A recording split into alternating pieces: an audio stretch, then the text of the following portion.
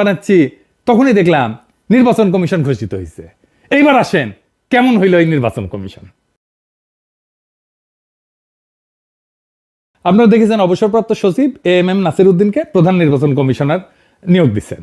আর commissioner হিসেবে যারা নিয়োগ পাইছেন, একজন হইতেছেন সাবেক অতিরিক্ত সচিব আনোয়ারুল ইসলাম সরকার, অবসরপ্রাপ্ত জেলা এবং দায়রা জজ আব্দুর রহমান এল মাসুদ, সাবেক যুগ্ম সচিব তাহমিদ আহমেদ এবং ব্রিগেডিয়ার জেনারেল অবসরপ্রাপ্ত আবুল ফজল মোহাম্মদ সানাউল্লাহ।